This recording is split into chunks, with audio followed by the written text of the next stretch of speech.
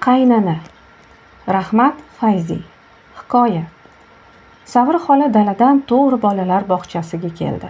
Atrofi ko'k panjarali serdaraxt bog', quvnoq bolalarning sho'x ashulalari, qo'g'irchog'ini uxlatayotgan qizning allasi, otiga minib olgan bolaning chuv-chuvi, orqasiga bir necha vagonni tirkab olgan parovozning gup-gupi, koptokning tap-tapi, arg'imchoq uchayotgan qizning qiyqirig'i bilan to'la.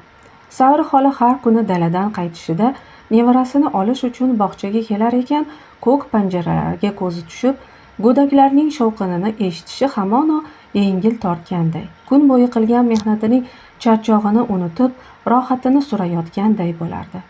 Shu tufaylimi yoxud kelinini ortiqcha ovora qilishni istamagani uchunmi, har holda keksa holiga qaramay, nevarasini bog'chaga o'zi olib kelib, o'zi olib ketardi. Tarbiyachilar ba'zida "Hormang Savr xola, ishdan charchaganingizda sizga ancha maholda" deyishsa, "Yo'q bolam, hech og'irligi yo'q. Bo'lmasa kelinim baraka topgur ham ko'p gapiradi. Qo'yaver, ishing bo'lmasin. Bog'chaga borma desang ko'nglimni ranjitasan" deyman. Rostini aytsam, jonginam ertalablari-ku uncha bilinmaydi-ya. Ayniqsa kechki payt bog'chaga kelsam, mana shu quvnoqlarni ko'ribchi bir et semiraman.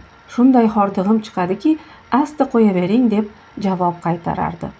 Savr xolaning bu gaplari tarbiyachilarga juda yoqib tushar va shuning uchun ko'pincha Savr xola kelganida u bilan suhbatlashib o'tirishni yaxshi ko'rishardi. Bir safar shunday ham bo'ldi. Savr xola panjarali eshikdan kirdi-yu, hovlida yugurishib yurgan bolalar orasidan nevarasini hadeganda topolmadi. U suv ichmoq niyatida vodoprovod krani yoniga borar ekan, o'rta yoshlardagi tarbiyachi juvon unga grafindan qaynatilgan muzdek suv quyib uzatdi. Savr xola "Did farosatingga balli" deganday kulib qaradi unga va piyolani bo'shatib minnatdorchilik bildirdi. "Baraka top bolam, suvday tiniq, pok bo'lgin, serob bo'lgin." Tarbiyachi juvon Savr xolani "Bir nafas dam oling" deb stulga taklif qildi. Savr xola alanglab nevarasini qidirar ekan, o'ynayotgan bolalarni ko'rib, bahri dili ochilib ketdi. "Baxtingdan o'rgilay do'ndiqchalar, tuf-tuf ko'z tegmasin. Hoy Muborakxon, anavi Santalatxonning qizimi?" "Ha, xola" deb javob berdi tarbiyachi. "Qarang, biram shirinki, do'ndiqligini aytmaysizmi? Qo'g'irchoq-a, qo'g'irchoq." "Ha, omon bo'lishsin. Go'daklik, yoshlik umrning oltin davri bo'ladi. Lekin biz keksalar mana shunday oltin davrni surolmay o'tdik. Go'daklik chog'larimizda ko'rgan kechirganlarimiz qattiq nonni oqizoq qilish u bo'yra cho'pdan qo'g'irchoq edi.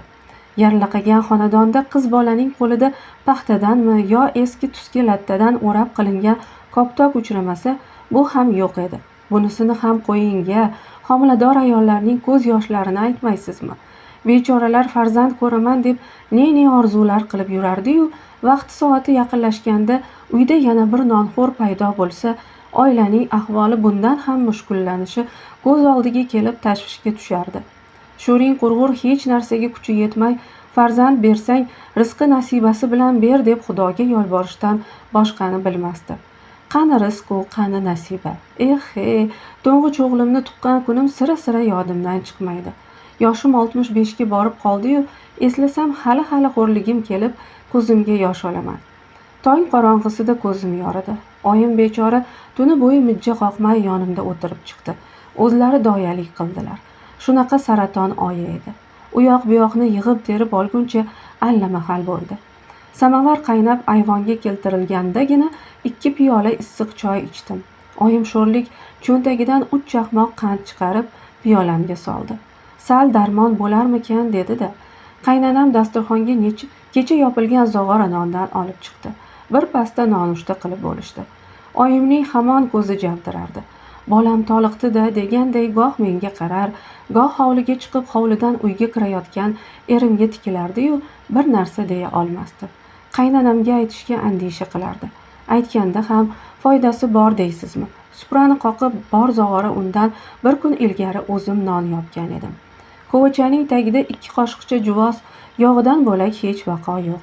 Joshgohga yaqinlashganda juda holdan toydim. Bir vaqt qarasam, nonushtadan keyin ko'chaga chiqib ketgan erim tolqon soladigan oq xaltachada bir narsa ko'tarib kelib qaynanamga uzatdi.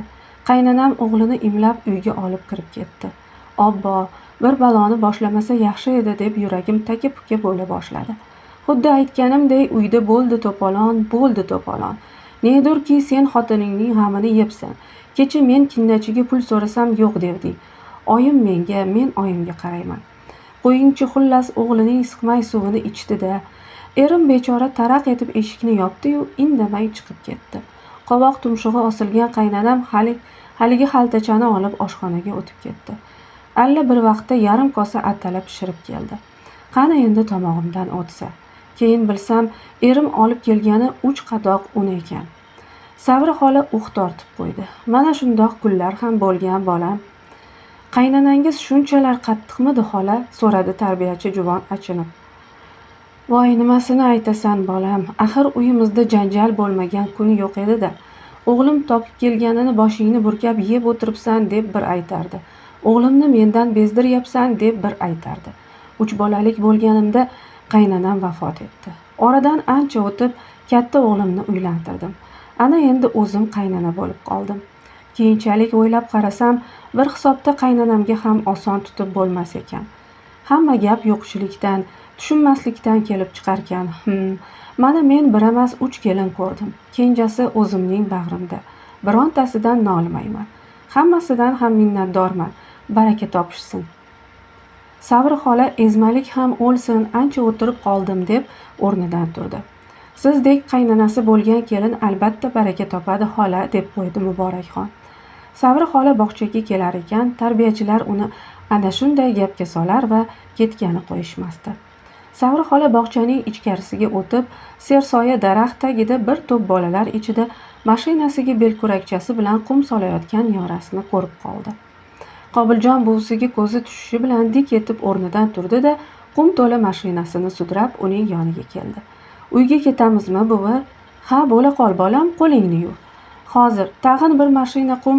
Jon bolam, qo'y endi, yetar shuncha o'ynaganing. Sabri xola Qobiljonni yetaklab bog'chadan chiqib ketdi.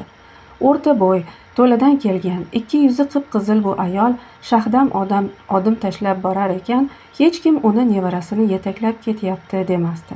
Sabri xola o'z yoshiga qaraganda ancha tetik, epchil ko'rinardi. Botayotgan quyosh shu'lasi daraxtlarning soyasini cho'ziltirib yuborgan, keng ko'chaning ikki yoqasidagi teraklar tosh yo'lga ko'lanka tashlab turardi. Qatorasiga ketgan oq uylardan quloqqa radio ovozlari chalinadi. Kechlikka barvaqtroq unnagan xonadonlarning hovlisidan ko'tarilayotgan tutun daraxtlar orasidan o'tib, suvga tomgan yog'dek havoga tarqalib ketmoqda. Sabri xola o'zidan 5-6 qadam oldinda ketayotgan nevarasining salmoqli qadam tashlashiga mahliyo bo'lib borardi. Bu vaqt Qobiljonning allanimalar deb gapirgan gaplari ham qulog'iga kirmas, nimaiki desa so'rasa bosh silkib qo'ya qolardi. Shu zaylda borarkan xayol kenjatoy o'g'lining go'daklik chog'iga o'tib ketdi. O'g'li Sobirjon ham 4 yoshida hozirgi Qobiljonning o'zginasi edi. Bir tuk ham o'zga emas. Tebranib yurishlari, to'laligi, ziyrakligi hammasi otasining o'zi. Uni kichik Sobirjon desa ham, yoxud katta bo'lganda katta Sobirjon desa ham bo'ladi. Sabri xola 4 yashar o'g'lini qo'liga olib, xuddi mana shu ko'chadan, yo'g'e, u paytda ko'cha qayoqda deysiz? So'qmoq yo'ldan, tizza bo'yi loy kechib guzarga chiqdi. Endigina tashkil etilgan Oktyabr quyoshi kolxozi a'zolarining birinchi majlisi shu yerda bo'lgan edi. Majlis allamahalda tugadi. Ko'chalar qop-qorong'i. Onda-sonda qo'lida fanar ko'tarib borayotgan kishi uchramasa, yurish juda mahol edi. Sobirjon uxlab qoldi. Sabri xola uni opichib olganicha turtinib-surtinib yo'l bosardi. Yo'lning yarmiga kelganda yomg'ir shivaladi. Qadamini tezlatgan Sabri xola biroz yurdi-yu, chuqurgami yo ariqqa oyog'i toyib ketdi. Sobirjon chinqirib yig'lab yubordi. Sabri xola uni darrov yerdan ko'tardi. Xayriyatki, bola shikast yemabdi. Bir amallab uni ovutdi-da, qorong'ida loylarini arta boshladi. Bola uyqu aralash duduqlanib oyog'ini ko'rsatardi. Qarasa, bir poy kalishi tushib qolibdi. Qorong'ida u valo qidirdi, topib bo'lmadi. Tun yarmidan oqqanda qishloqqa yetib keldi. Hammasi ham bir bo'ldi-yu, Sobirjonning bir poy kalishi ham. Shu kechasi tong yotargacha qaynanasi unga mijja qoqtirmadi. Bir poy kalishning alami sira chiqmadi. Dam o'zing mehnat qilib topmagansan-da desa, dam ering o'lib sandiraqlab qolding derdi. qaysi biriga chidasin? Kuchi ko'z yoshiga yetdi-yu tong ottirdi. Savri xola shularning hammasini hozir ko'z oldiga keltirdi. O'sha paytlarda qaynonasi bilan o'tkazgan umriga bir achinsa, qaynonasining ahvoliga ikki achinardi. U xuddi birovga gapirayotgandek lablarini qimirlatib, o'zicha pichirladi. Nima qilsin, u sho'rlik ham yo'qchilikdan ko'zi och edi-da, bo'lmasa behudaga janjal ko'tarishga orzumanda edimi? Revolyutsiya bo'ldi-yu ko'kragimizga shamol tegdi. Kolxoz bo'lib yashaganimizdan keyin 4-5 yildayoq turmush yaxshilanib ketdi. Shungacha yashab o'z ko'zi bilan ko'rganida edi, armoni qolmasmidi? Hozir hayot bo'lsa-ku tushimmi, o'ngimmi derdi-ya. Qobiljonning suvda oqib ketayotgan olmani olaman deb ariq labiga yugurib borishi Savri xolaning xayolini bo'ldi. Halpillab borib qo'lidan ushlab oldi. Yo'lida davom etarkan, o'tgan kuni Sobirjondan kelgan xat esiga tushdi. 3 haftalarda kanikulga borib qolarman, paxtani birgalashib teramiz. Moskvadan sizga, bolalarga nima sovg'a olib boray degan edi. Savri xola xatni xuddi hozir eshitganday bo'ldi-da, hali ham ko'ngli boyagi olmada bo'lgan Qobiljonni chalg'itishga urindi. Qobiljon, dadang nima olib keladi? Velosiped, indan keyin samolyot deb erkalandi. Ular uyga yetib kelishdi. Savri xola nevarasining kiyimlarini yechdi. Endi pijamasini kiyintirayotganida eshik ochilib, ovsini Risolat xola kirib keldi. Ular hovli yuzida ko'rishdilar. Keling, keling, aylanay ovsin, qayoqdan kun chiqdi, daragingiz yo'q. Sal uchunibmanmi, mazam yo'q dedi xushyoqmay Risolat xola. Voy, doktorga ko'rsatmadingizmi? Ko'rsatdim, topolmadi shekilli, kasalingiz yo'q deydi. Meniki kinnaga o'xshaydi, ovsin, kinna dedi ijirg'anib. Kinnayam o'lsin, har haftada kiraversin. Kimning kinnasi ekan u? Nimangizga kira qopti dedi ensasi qotib Savri xola. Voy, shunday deysiz-da. Qo'yingi, men shu kinna degan narsaning nimaligini bilmadim-da. Qaynanam ham kamroq uxlab, homuza tortib qolsa bormi, hoy menga kinna kiribdi deb vahima qilardi. Kinnayam o'lsin desam, koyigani turardi. Risolat xola ko'nglidagi rejasi puchga chiqqanday hafsalasi pir bo'lib, gapni boshqa tomonga burdi. Ha, bo'ldi-da, muncha nevarangizga oro berdingiz, marmar tosh qo'yarmidi? Savri xolaning bir jahli chiqdi-yu, tag'in o'zini bosdi. Marmar tosh qo'ysa ham, qo'ymasa ham umri uzoq bo'lsin. Bolamning bolasi, bolam ovsin, qaramay tashlab qo'yarmidim. Voy, esim ham qursin. Qani chorpoyaga chiqing. Risolat xola hovli o'rtasidagi chorpoyaga chiqib o'tirdi. Savri xola nevarasini ko'chaga chiqarib yuborib, samovar qo'yishga undab ketdi.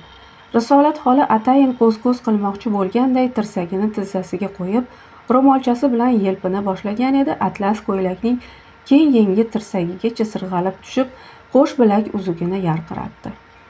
O'smamga qara deganday ora-sira ro'molchasi bilan bir enlik quyuq o'smali qosh ustini ham sekin artib qo'yardi.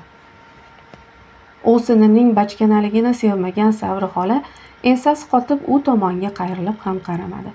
O'choqqa olov qo'yib, qozonga yog' soldi-da, uyga kirib ketdi. Yasoqliq patnis bilan dasturxon ko'tarib chiqib, chorpoyaga yozdi. Qani marhamat, aylanay ovsin deb o'zi sabzi artishga kirishdi. Hoy, Guljahon shunaqa kech keladimi, ovsin? So'radi Risolat xola, nonni murabboga botira turib. Yo'q, judayam emas. Gohida idorasida yig'ilish chiqib qolmasa, o'shanda ham kelib ovqatlanib aytib ketadi. O'tgan oyning oxirlarida musobaqadoshlar kelishib ancha urindi. Oson deysizmi axir?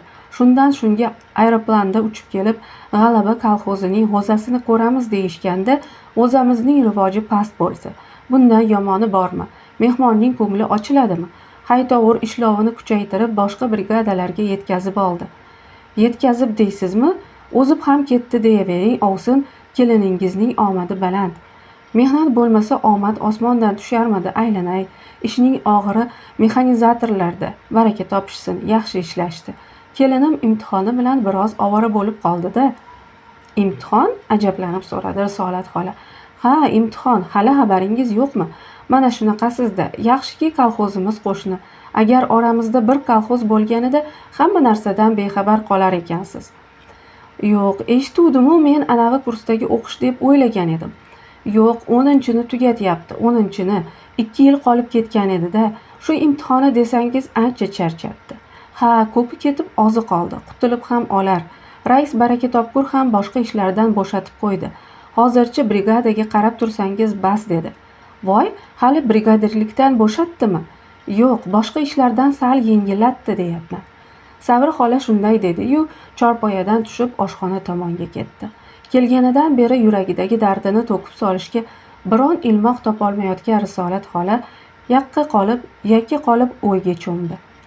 55 yoshlardagi bu ayol doim o'sma, upa-elik, turli zeb-ziynatni kanda qilmasdi. Biron to'y hashamga boradigan bo'lsa, qo'llariga xina, ko'zlariga surma qo'yardi. Lekin bularning hammasi o'zi o'ylagandek, uni yoshroq ko'rsatish u yoqda tursin, battar bujmaytirib yuborardi. Bu to'g'rida hech kim og'iz ochmasa ham, ko'pincha Savr xola luqma tashlab kun bermasdi. Ikki gapning birida kishining husniga husn qo'shadigan zebi ziynat emas, mehnat derdi. Hatto bir kun xotinlar o'rtasida hazil aralash shunday ham dedi. Agar ovsinim sarflayotgan upa-elik u surma xinalarni attorga bersa, anchagacha savdo qilardi. Bo'ldi kulgi. Risolat xola qip-qizardi-yu, hech narsa deya olmadi. Ana shundan buyon ovsini bilan yuz ko'rmas bo'lib qolishgan edi. Tag'in nima vajdandir bordi keldi qilib yurishibdi. Biron nojo'ya ish qilib qo'ysa yo gap gapirib qolsa, ovsini ko'pchilik bor demay shartta yuziga aytar va bu gaplar naryoq beryog'idan o'tib ketardi-da, shu topdan boshlab bet ko'rmaslikka ahd qilardi. Ammo keyinchalik bo'lsa esidan chiqadimi? Yo'g'e, bunaqangi dakkilar esdan chiqadi deysizmi? Har qalay yana totuv bo'lib ketaverardi. Shunday bo'lishiga o'zi sira tushuna olmasdi. Risolat xola yuragiga tugib qo'ygan gapini hozir ham nimadan boshlash haqida uzoq o'yladi. Har qanday bo'lsa ham gapni tomdan tarasha tushgandek emas, yotig'i bilan boshlab, o'zini oppoq qilib ko'rsatishga mo'ljallab qo'ydi. Savr xola choy damlab, samovar keltirdi. Bir piyola quyib ovsiniga uzatdi. Oling, yeb o'tiring deb turganida uyning ochiq derazasidan telefonning jiringlagani eshitildi. Savr xola ha ketyapman deganicha uy tomon yugurdi. Uning telefondagi gaplari baralla eshitilib turardi. Ha, men, voy axir guruch solay deyapman-a, bolam, toliqib qolasiz-da. Voy, shaftoli, o'z tashvishingiz yetmasmidi? Shu topda shaftoli zarurmidi? Ha, dadil bo'ling, bolam, dadil. Shunchasiga bardosh bergan, endi bunisiga ham sizni kim aytadi 40 kishiga bosh deb. Ha, eson-omon. Savr xola sekin trubkani qo'ygan edi. Risolat xola o'tirgan joyidan so'radi. Ha, tinchlikmi ovsin? Savr xola hovliga tushib, chorpoya yoniga kelguncha indamadi. Keyin sekin gapira boshladi. Guljahon chaqiribdi. Bugun oxirgi imtihonini topshiradigan kuni. Ovqatga bora olmayman deydi. Buni qarang, ovsin o'ng qo'lini ko'kragiga qo'ydi Savr xola. Imtihonni kelinim topshiradi-yu, mening yuragim urishinichi. Oxirgisi og'irrog'i degan edi. Unga dalda berdim-u, o'zim bo'lsam, tavba, esingizdami qaysi yili ham edi. Kolxozda bizdaqalar uchun maktab ochilib o'qidik-ku. Ana o'shanda deng, bir safar tayyorlanmay borib, naq hijolat bo'lganman. Shundan yomoni yo'q ekan. Ish qilib, eson-omon o'tib kelsin. Hoy, ovsin, olsangizchi, oling. Mana bu shiralar bilan. Qarang, baraka topgur. Savr xolaning yuzlarida mehr to'la tabassum paydo bo'ldi. O'zi nima tashvishda-yu, mening g'amimni yeydi-ya. Qayoqdan ham shaftoliga o'ch bo'lib qolganman, hayronman. Yo onam shaftolining tagida tuqqan ekanmi deyman. Yoz kirdimi, menga shaftoli bo'lsa bas. Hovlimizdagi bugun 3 kun bo'ldi, tugadi. Shunga Guljahoningiz azza-bazza kolxoz bog'idan bir chelak shaftoli yozdirib olibdi. Telefonda shuni aytyapti. Hozir olib borganimda yangiligida yermidingiz deyapti. Endi uni erinmasdan maktabiga ko'tarib boradi. Nima qilar ekan, ovora bo'lib deyman. Bu gap Risolat xolani bir xil qilib qo'ydi. Guljahonga havasi keldimi yoki hasadi, har qalay uning yuzida paydo bo'lgan xomushlikka tushunib bo'lmasdi. Qosh qorayib salqin shabada esa boshladi. Hovlidagi daraxtlarning barglari shitirlar, atrof tevarakda ko'chani boshiga ko'tarib yurgan bolalarning shovqini tingan, onda-sonda ko'chadan o'tayotgan mashina ovozi quloqqa chalinardi. Savr xola chorpoya tepasidagi elektr lampochkasini yoqib, nevarasini chaqirish uchun eshik tomonga borayotganida aeroplanchasini ko'tarib, Qobiljonning o'zi kirib keldi. Savr xola ariq labida uning bet-qo'llarini yuvib, chorpoyaga keltirib qo'ydi. Keyin borib oshni damladi. Boyadan beri jim o'tirgan Risolat xola Qobiljonga tikilib turib dedi. Kelindan baxtingiz bor-da, ovsin. Qurgandan mening sho'rim quriyapti. Nahotki 2 kelin ko'rib bittasidan yolchimasam-a? Nega yolchimas ekansiz? Epchil, shirin so'z, oydek keliningiz bor, noshukurchilik ham evi bilanda ovsin, dedi Sabri xola chorpoya yoniga yaqinlashib. Birovdan o'tganini birov bilmas ekanda, siz uning tillarini eshitsangiz edi. Hay hay, hay o'lmagan mening jonim. Sabri xola oshni damlab chorpoyaga chiqdi. Harhasha qilgan nevarasiga bitta konfet tutqazib javob qildi. Birovdan o'tganini birov bilishi qiyin. Bu to'g'ri. Avvalo men sizga birovmasman, yaqinroqman. Onda sonda bo'lsa ham uchrashib turamiz. Keliningizni bo'lsa qizligidan bilaman. Ikkilamchisi shuki, bu gapni sizdan endi eshitayotganim yo'q. Xudo behudaga kim ko'rinsa kelinim undoq, kelinim bundoq deyish ham ayb. Aylanay ovsin. Ayb deb ichimga yutaverib ado bo'ldim. Axir mendan bo'lak odam bo'lsa allaqachon hu deb uydan chiqib ketardi. Tag'in ham ovsinining uyida bo'lib turadigan hangomalardan xabardor bo'lgan Sabri xola har gal aybni unga qo'yardi. Bugun ham o'sha odatdagi gaplar deb beparvo o'tirgan edi-yu, ammo Risolat xolaning hozirgi so'zidan biron jiddiy voqea bo'lganga o'xshaydi deb ko'nglidan o'tkazdi. Tag'in nima gap o'zi, tinchlikmi? Mana eshiting, aylanay ovsin, qarindosh urug'chilik ku bordi keldi bilan. Kichik opam Halimaning ovsini kelin tushirmoqchi deb eshitdim. Bilib turib birrovgina borib kelmaslik, ko'ngil so'ramaslik ayb. O'zingizdan qolar gap yo'q. Shu bo'ldi-yu, o'tgan kuni ertalab shaharga tushib ketdim. Opamnikida bo'ldim. Ovsini yotib qoling deb qo'ymadi. Kecha ertalab nonushtadan keyin qo'shnisi olib chiqib ketdi. Mehmondo'st odamlardi. Shunday qilib desangiz, kecha qosh qorayganda uyga keldim. O'zim uchingan emasmidim. Ustiga ustak mashina ham ancha urintirib qo'ydi. Eshikdan kirib kelsam, kelinim endi ovqatga unnagan ekan. Meni ko'rishi bilan avzoyi buzildi-yu, kechga qoldingizmi oyi deb oshxonaga burildi ketdi. Xo'sh, indan keyin nima bo'ldi? Siz nima dedingiz? Uning gapini bo'ldi Sabri xola. Nima desam bo'lardi? Qani o'zingiz o'ylang. Men-ku o'ynab kelganim yo'q. Zarurdan bordim. Charchab kelgan bo'lsam, keliningizga nima dedingiz? Deganimni dedim-da. Xo'sh, endi sizdan so'rab ko'chaga chiqamanmi? Mening qaynanam o'lib ketgan dedim. Xuddi shuning ustiga o'g'lim kelib qoluvdi. Xo'rligim kelib yig'ladim. Hammasini aytib berdim. O'g'lim ikkovimizni yuzlashtirdi. Shundan keyin bosti bo'ldi-yu, men ham uyga kirib yechindim-da bir nafas cho'zildim. Bir mahal qarasam, o'g'lim kichkina qizini, mana buni ovutib turing deb menga beryapti. Obor, tilini 5 qarich qilguncha bolasini eplab olsin dedim. Rostda ovsin alam qilmaydimi? Mojaro ana shundan boshlandi.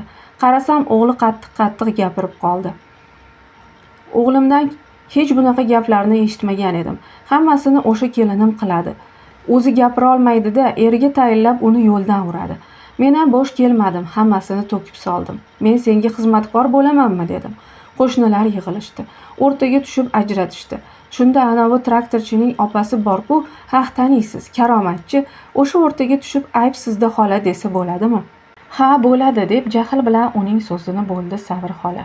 Boya ichimga yutaverib ado bo'ldim deganingizda qattiqroq, ko'ngil ranjiydigan hodisa ro'y beribdi-da deb achinib quloq berib turgan edim. Endi bilsam, yana o'sha mojaro ekan. Hoy, shoshmang, axir gapimni tugatay. Tugatsangiz ham shu, tugatmasangiz ham.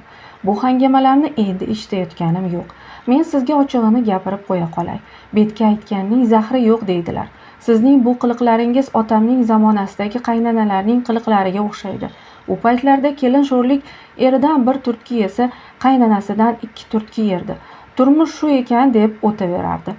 Bir chekkasi ozroq bo'lsa ham o'zingiz ko'rgansiz. Meni-ku qo'yavering. Kelinimga xizmatkor bo'lmayman emish. Ha, bo'lmasa keliningiz sizga xizmatkorlik qilsinmi? Xizmatkori nimasi?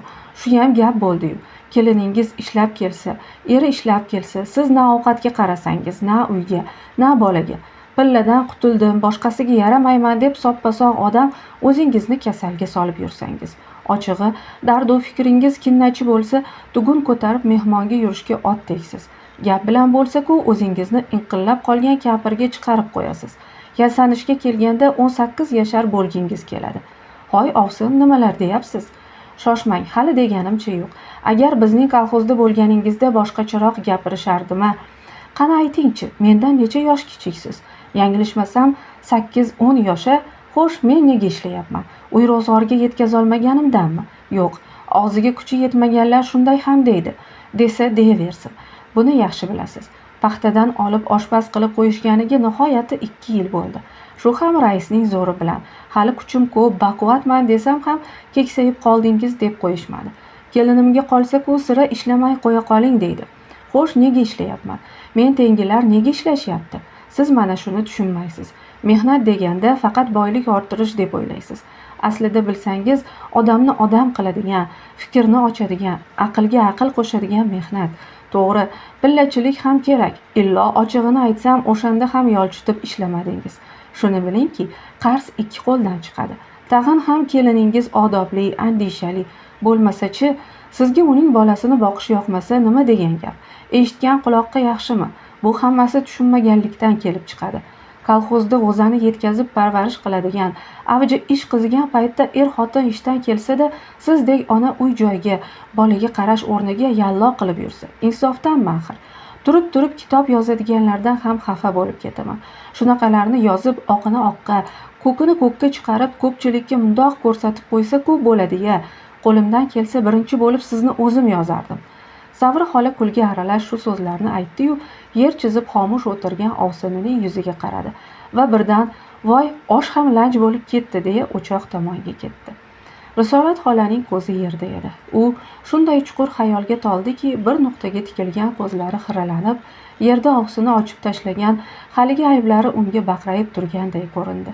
Seskanib boshini ko'tardi. Savri xolaning bir kolxozda bo'lganimizda boshqacha gaplashardim degani quloqlari ostida jaranglab o'tdi. Xuddi erta-indin kolxozchilar o'rtasida shu gapni aytib uyaltirayotgandek bo'lib ko'rindi. Risolat xola oshxona tomonga qaradi. Uning bu qarashi endi qandaydir xijolat tortayotgan kishining qarashiga o'xshardi. U terlab ketdi. Savri xola oshni suzib keltirdi. Kichkina likopchada qobiljonga solib ustiga go'sht maydalab berdi. Lagandagi go'sht to'g'ralguncha ikkovlari jim o'tirishdi. Oshning yarmigacha bo'lgan suhbat poyma-poy bir-biriga sira qo'shmadi. Savri xola Ovsinining xafaligini biroz yozish uchun yalpizlab gapira ketdi. Shartdakiligim o'lsin, Ovsin, gapiraveraman. Aslida o'zi shu yaxshi. Do'st achitib gapirar, dushman kuldirib deydilar. Axir bir chekkasi sizdan birov kulsa, menga ham ta'sir qiladi-da, aylanay. To'g'ri aytasiz. Mundoq o'ylab tursam, o'zim ham ancha havoyi bo'lib qolibman. Ha, ana endi o'zingizga keldingiz. Hoynahoy keliningiz bilan kechadan boshlab yuz ko'rmas bo'lgandirsiz. Qayoqdan bildingiz? Hayron bo'lib so'radi Risolat xola. Endi bilyapmanmi sizni, Ovsin? Axir azaldan shu odatingiz bor-ku. Qo'ying, odatingiz demang. Shu payt eshik taqilladi. Savri xola yugurib borib ochdi. Qo'lida chelak ko'targan Guljahon kirdi. Eshikdan kirdi-yu, chelakni qo'yib, "Oyijon, aylanay sizdan. O'tib keldim" deb uni quchoqlab oldi. Savri xola kelinini bag'ridan qo'yib yubormay so'radi. "Yaxshi o'tdingizmi? Darrov-a? Birinchi bo'lib topshirdim. 5." Guljahon mehmon borligini ham payqamagan edi. Savri xola imo bilan Ovsinini ko'rsatdi. Qaynana kelin o'rtasidagi kishining havasini keltiradigan inoqlik, mehr-muhabbat Risolat xolaning qalbini jizillatib o'tdi. Avgust 1953-yil.